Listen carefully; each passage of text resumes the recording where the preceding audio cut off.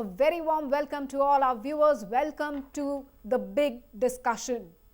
Today we are going to talk about the health of our children. When I say health, I mean what is the condition of our children across the state of Assam? What about the instances, the incidents of child marriage, child trafficking, child abuse, cases under POCSO. In fact, of late we have been reporting a lot about child trafficking cases. In fact, cases were reported, children being trafficked through Sikkim. That was the route that was taken. Of course, they were all rescued. We have also reported a lot about child trafficking cases across the Arunachal border. There were people from the state of Arunachal Pradesh who were involved in trafficking children from different parts of Assam. We also have been extensively reporting about rape cases, rape of minors, rape of girls, teenage girls, lot of incidents still happening, lot of child marriages still happening. Of course,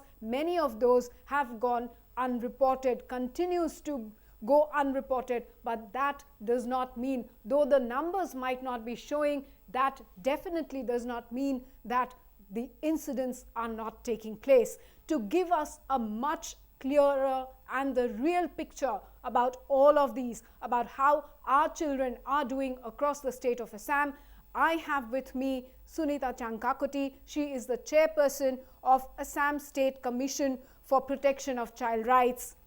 Welcome to the big discussion, Ms. Changkakoti. Thank you so much for joining me. Thank you and welcome. It's lovely to have you on the big discussion. Ms. Changkakoti, I would like to start by asking you, in fact, I would like to request you to give us an overview.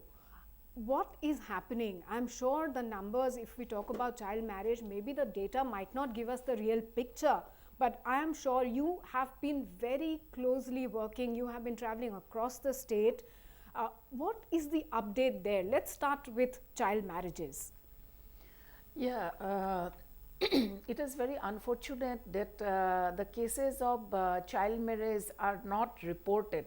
So there are many cases in every district. There are hundreds of cases of child marriage, but these cases are not reported because of many reasons. Sometimes there is a elopement. There are some elopement cases where the parents want to settle. Sometimes the cases are not registered as not considered as a child marriage case. For example, I'd like to tell you, yes, a girl of 16 years age, she has been married to a man of 25 years old. So these cases is not considered as a child marriage case. But I would like to tell you that this is a case of not only child marriage case. This is a case of POCSO because yes, the girl married to a adult is not considered as, even if she may be having consent, because it is said that it is a consensual marriage, the child has agreed, so they were in love, or maybe the arranger also she has given consent, but this consent is not considered because she is minor, so it is considered as POCSO case. So these type of cases are not registered, and I am very sorry to inform you that the cases registered under our Assam State Commission for Protection of Child Rights, the number of in case of child marriage is less. Ms. Changkakoti, in fact, the fact that you mentioned now that there is the 16-year-old girl, she gets married to a 24-year-old man. Of course, in this particular case, she gave her consent, maybe because she is in love, but the fact remains that she is 16 years old, a minor, and gets married to a 25-year-old man. The case goes unreported. Here are a couple of things which is actually worrisome, very concerning. The fact that she is a minor, she might have said yes, but still legally speaking she is a minor, and like you pointed out, this particular incident, this particular case also falls under POCSO. So in this case, the girl is saying yes, but there might be so many other cases where the girl or the boy might be saying a no. Despite that, child marriages are taking place. The data is not reflecting a worrisome trend, I believe. Yeah, the reasons, there are many reasons for not reporting the cases. Sometimes what happens, the marriage takes place and the people, both the parties, the girl side and boy side, because the marriage has already been solemnized, but they don't want to tell anyone. Even the villagers also don't cooperate. If the authority gets information, childline gets information, by the time the team reaches, everything is over. Done. And the villagers don't cooperate. There are many such cases where the villagers and the family never cooperates, and the villagers also don't cooperate. So this is one of the very important reasons, because people are not aware that child marriage should not take place. This is a very important issue which has to be looked into. So basically the family, of course, we understand that they want the kids to get married, but the villagers, they also stand with the family and they do not cooperate with the authorities in reporting the incident, which also is a concerning but factor. it is not always, but there are some cases where the neighboring people or some relatives inform the authority. Yes. But in many cases, especially in the remote villages, neighbors and villagers and relatives never cooperate. So is the whole issue of child marriage, does this also have to do something about the economic background of the families? Yes, absolutely. Financial background, there are many reasons. Financial background is one of the reasons. Then the recent trend of using mobile phone, using WhatsApp and Facebook, that is also a very important reason. And also social security, especially in the char areas, riverine areas, social security, because when parents go out to work, they don't want to keep their children, their daughters, young daughters at home. So they just want to marry off their daughters. This is one of the reasons. So there are many reasons for child marriage. Right.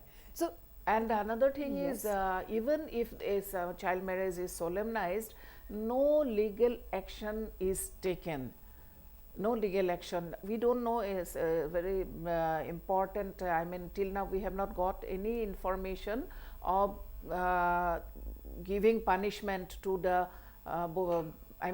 those who are involved in child marriage.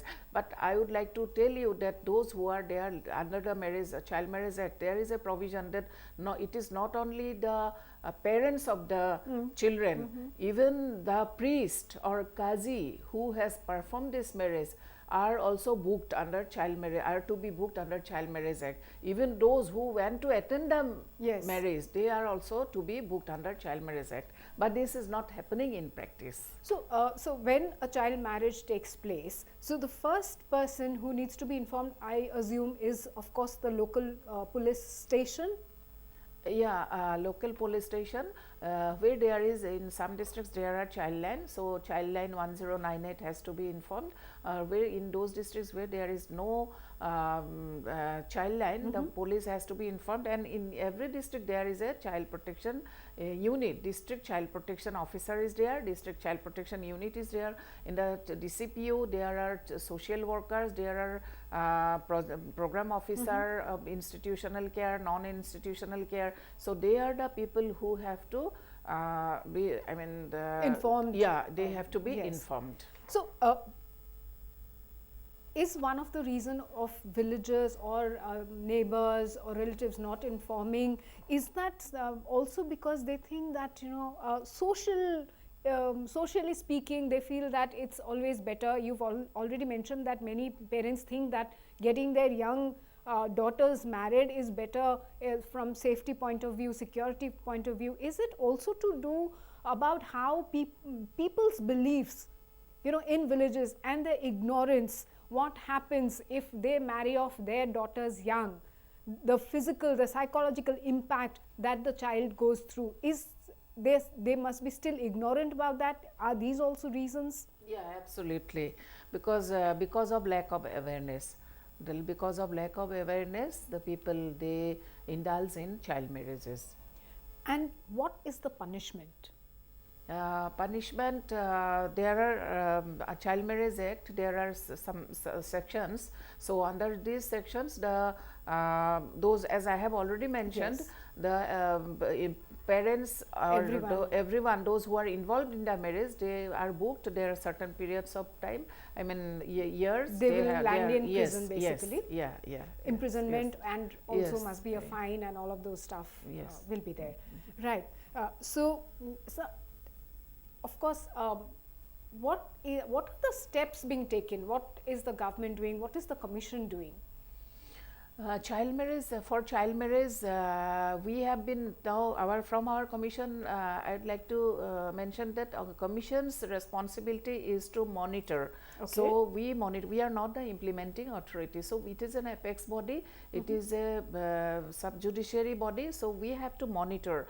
If there are some child marriage cases, but no action has been taken by the Yes. concerned authority, then we have to give directions. So apart from this, what we do, I have identified the areas where child marriages have taken place. We go to the areas. We from our end, we organize awareness camps. This is one step. I mean, one. I mean, Measure taken by the operation, Yes. measure taken by SCPCR.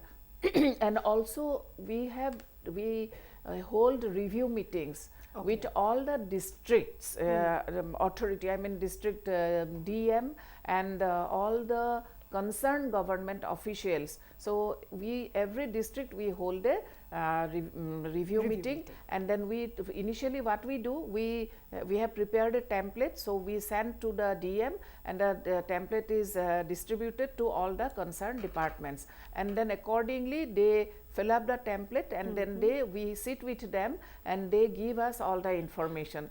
Then we try to find out what action has been taken. Say for example, the district child protection unit is there. It is the DCPU's responsibility, it is social welfare department's responsibility, it is the responsibility of the police. So all the concerned departments are they sit with us, and then we want to take stock of the information, what they are doing, what they have done in their district to stop or to reduce or to combat with child marriage. Yes. Ms. Changkakoti, moving on from child marriage to child trafficking, we have seen a lot of incidents. Of course, I would also like to discuss with you cases of child abuse. You know, we had reported domestic helps in several parts of Assam being abused by their employers. Some actually turned very, very ugly, where the victim, in most cases a minor girl, she was, in fact, multiple cases happened. They were really brutally actually abused. So before moving on to those grim cases, let's discuss the status of child trafficking in Assam. Yeah, child trafficking, the cases reported with our commission in 2022 till now, we have got 6 cases. In 21 there were 11 cases, and you will be surprised to know that during 2020, when the COVID pandemic was in full form, we had the case of number of trafficking cases was 23 registered with ACPCR. Okay. So but during COVID there was lockdown as well. Yeah. So yes. rather interesting. Yes. Then trafficking cases, we get now it is trafficked cases. Those who have been registered with us. So one case came from Jammu and Kashmir. In that case, the children, and there were, I think there were 3 or 4 children, and the CWC, I mean Child Welfare Committee Chairperson of Jammu and Kashmir, I mean Srinagar, he was calling me, and he informed us that they have found some children who have been trafficked to Srinagar and they have been rescued, and they have been sent to the children home in Srinagar. So it is not that we know that trafficking is our children are trafficked to Bombay, mostly Mumbai, Delhi, and the big cities.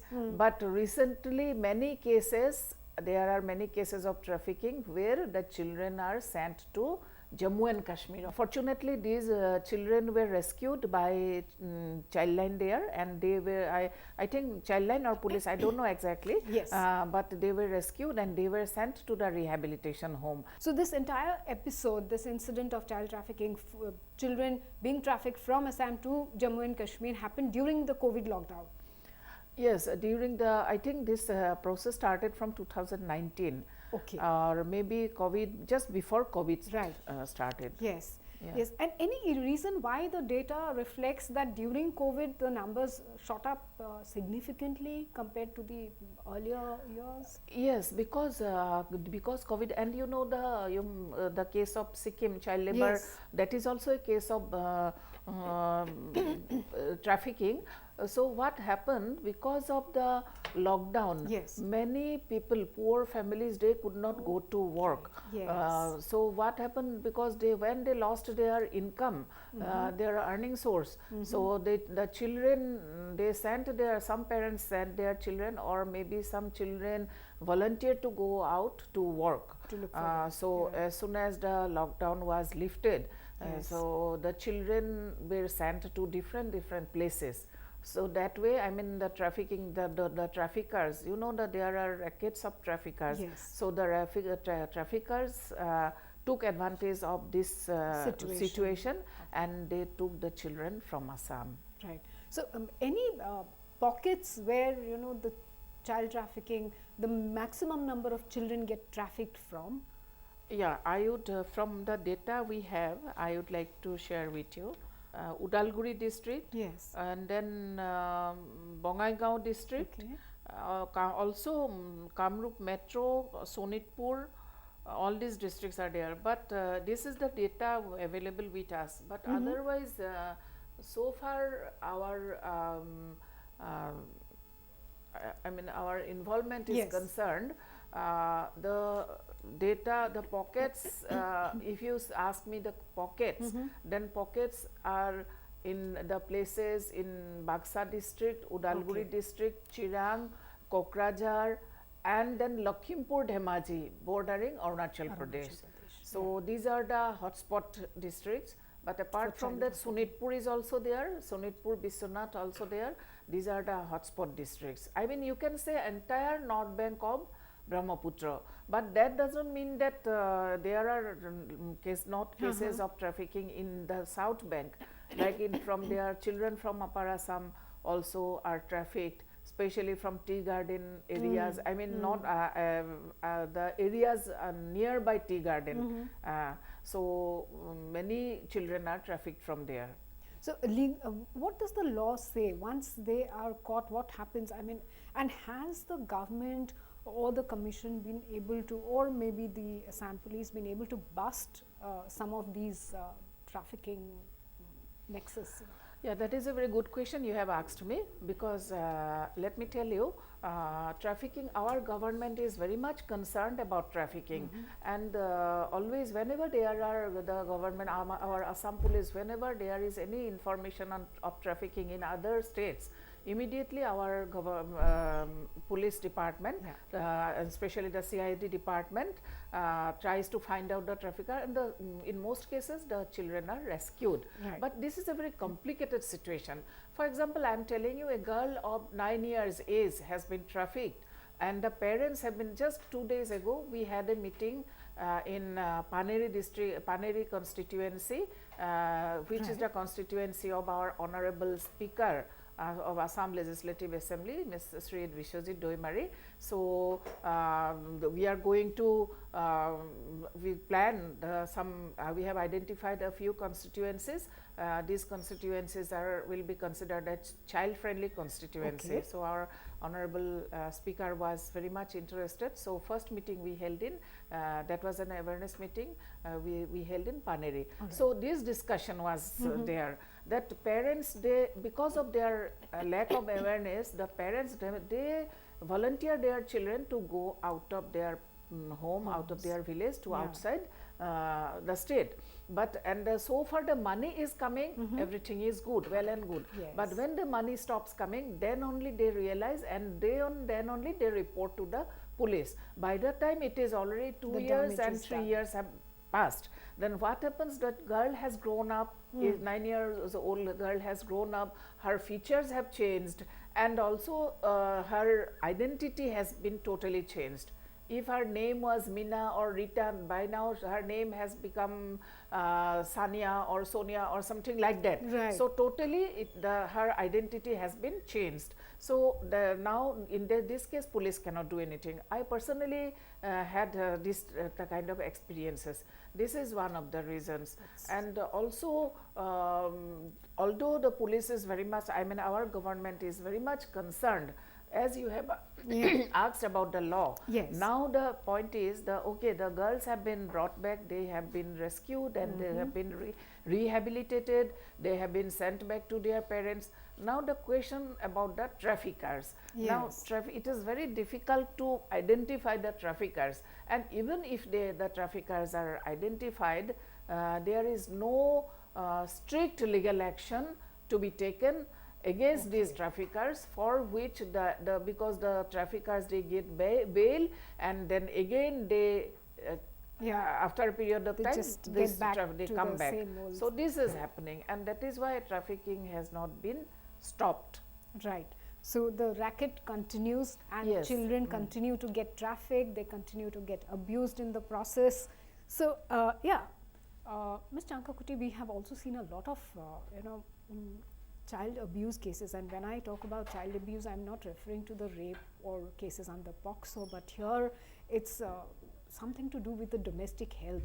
Many families across India, they have children or youngsters as domestic helps at their homes.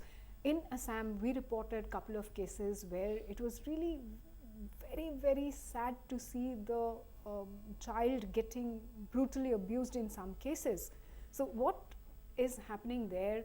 How many cases have been reported, if you can share some data on that, and also what action has been taken?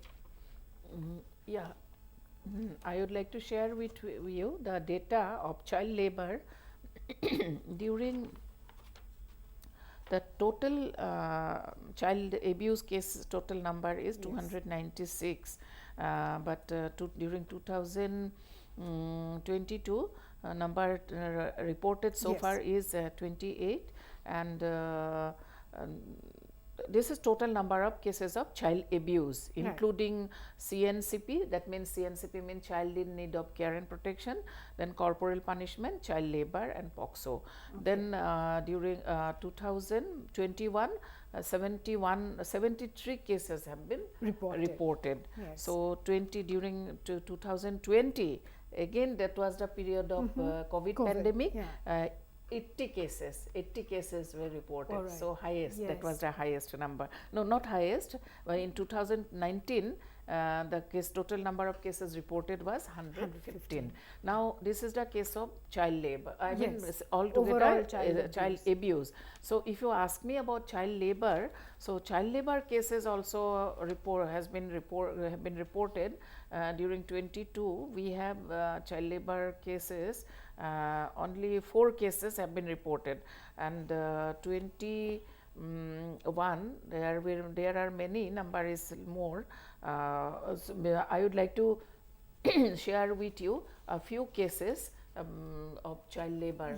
One case was very, I mean our government was very much concerned, and our honorable Chief Minister was also very much, he himself was involved, and he was very much concerned about this child labor case, because there were about 80 as per information there are about 80 number of children working as child labor in the state of Sikkim, and our Assam police was quite active in rescuing the children, the rescue of these children, and most of the children were rescued.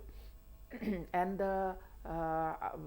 those children who were rescued, they were, because of poverty they went, and because their parents were working as laborer in the bordering Bhutan, So when during the pandemic time they didn't have any earning source, they could not go to crossing the border. Yeah. They could not go there, go to Bhutan. So they didn't have any income source, and that is why their children were sent to Sikkim to work, to earn. Okay. And when our police department rescued the children, the Honorable Chief Minister was very much concerned, and he himself took initiative to rehabilitate the children. So the children have been rehabilitated. I think so far I know 40 children have been already rehabilitated in different children homes. Okay. So that is a success story Yes. of our government. And then second story is it is a bit matter of concern,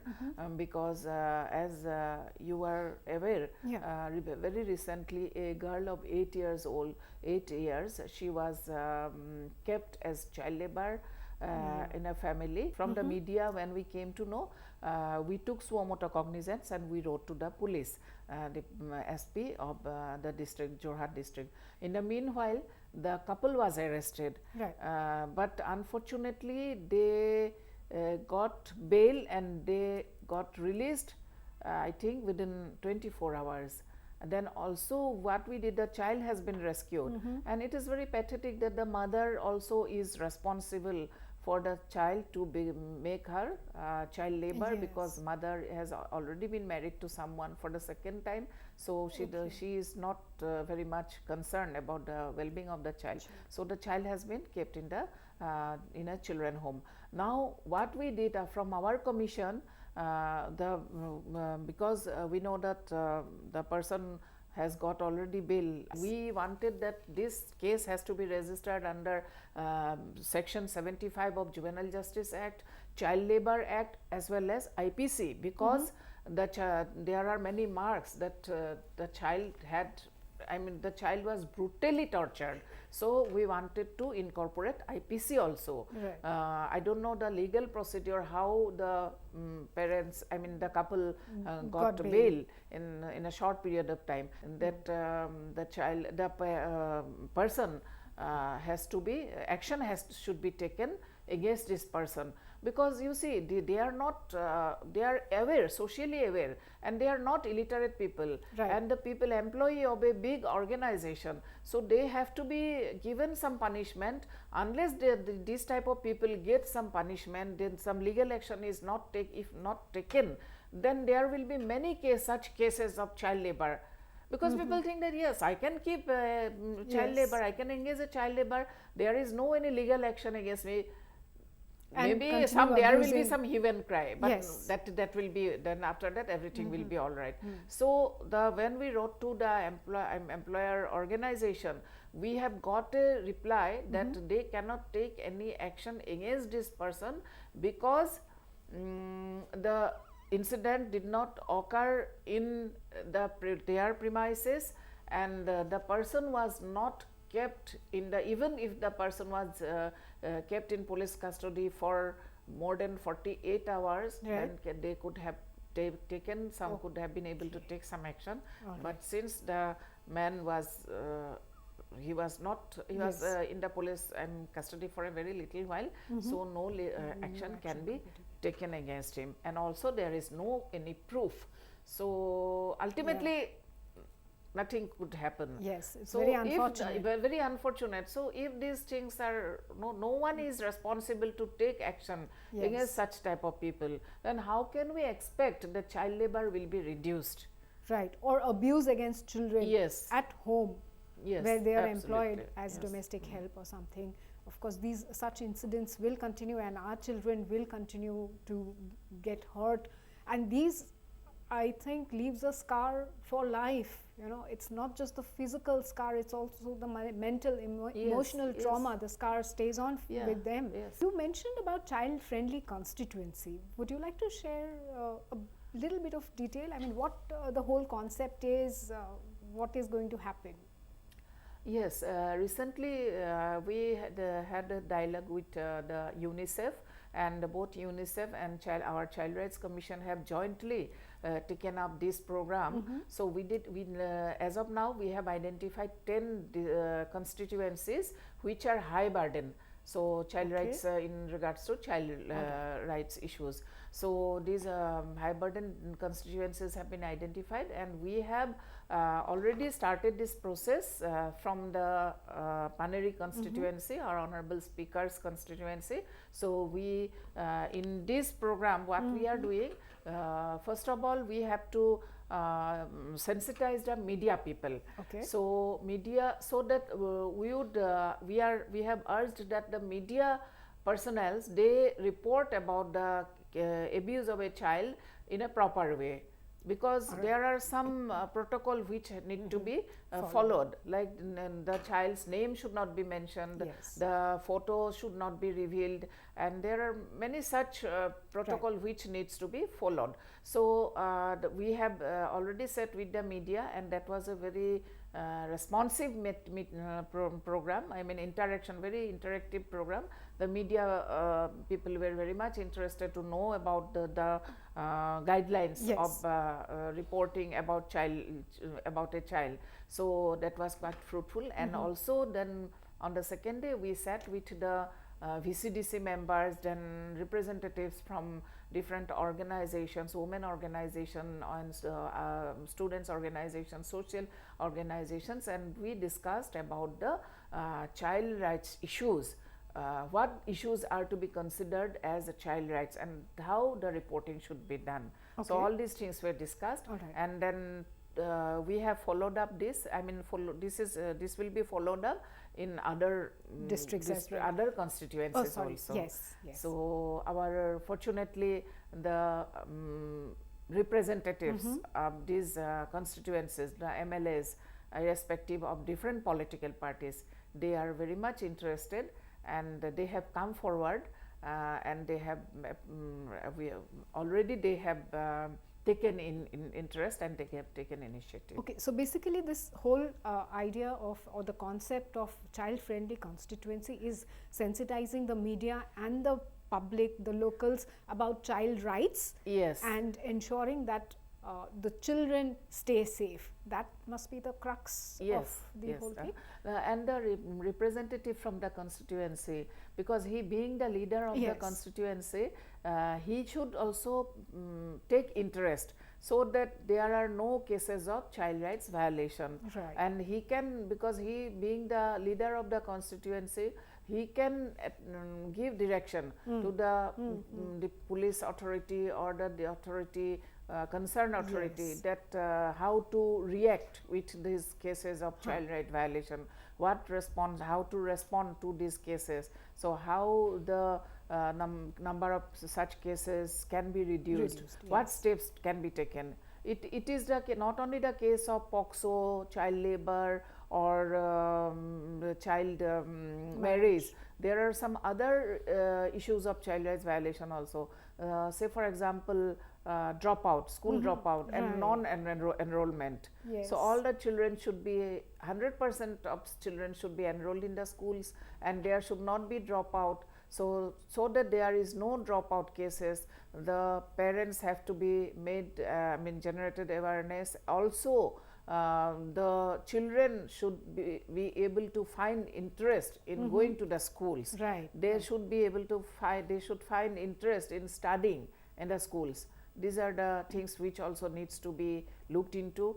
And also there should not be any case of corporal punishment, and there should not be any cases of even domestic violence, or domestic abuse on the children. So basically this particular program will look into the overall well-being of a child, well-being and proper growth of a child, be it health-wise, education, everything else. That is the idea of child-friendly constituency, right? Yes. Okay. So lovely program that you all have initiated, and really good to hear from you on these very, very important issues. We are hoping that next time when we meet, we will be talking much about the achievements, more about the success stories. And of course, next time when we meet, I am hoping that you are going to tell me that, okay, Oineetom, there are very few child marriage incidents, or maybe the number of trafficking cases have gone down significantly. I hope, will be talking about more positive things next time around as far as the well-being of our children across the state and the region is concerned.